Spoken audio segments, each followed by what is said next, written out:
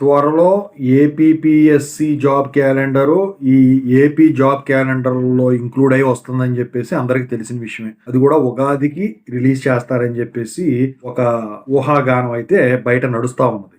మరి అందుట్లో రకరకాల డిపార్ట్మెంట్స్, సో అందుట్లో ఒకటైనటువంటి గ్రూప్ 1కు సంబంధించిన పోస్టులు, ఎన్ని డిపార్ట్మెంట్లు, ఎన్ని వేకెన్సీలు, ఇవన్నీ కూడా అడుగుతా ఉన్నారండి అభ్యర్థులు. దాని గురించి చెప్పదలిచాను. ముందుగా అయితే ఇంతవరకు ఈ ఛానల్ సబ్స్క్రైబ్ చేసుకున్న వాళ్ళు సబ్స్క్రైబ్ చేసుకొని ఈ వీడియోని లైక్ చేసి షేర్ చేయండి.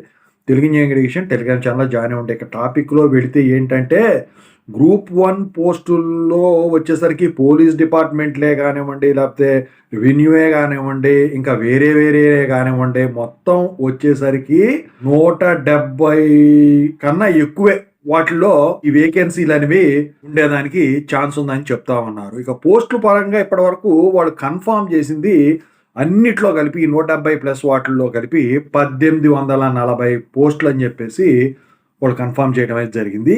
ఈ సంఖ్య వచ్చేసరికి ఇంకా 2000 దాకా పెరిగేదానికి ఛాన్స్ ఉంది. అయితే ఇటీవల వాళ్ళు చెప్పింది ఏంటంటే ప్రభుత్వం వాళ్ళు ఇంకా ఎన్ని పోస్టులు ఏమన్నా వేకెన్సీ ఉన్నాయేమో ఎనాలైజ్ చేసి మాకు డేటా ఇవ్వండి అని చెప్పడం జరిగింది. ఎందుకంటే ఇప్పటి వరకు 99,000 పోస్టులు అన్నీ కలిపేసి ఈ జాబ్ క్యాలెండర్ కోసం అయింది. అయితే 1,00,000 ఉద్యోగాలు కల్పన అనే ఒక కార్యక్రమం కోసం ఇప్పుడు ఈ ఉన్న వేకెన్సీలతో పాటు ఇంకా వేకెన్సీలు ఇంకేమైనా దొరుకుతాయేమని చెప్పేసి వీళ్ళు వెతుకుతా ఉన్నారనమాట.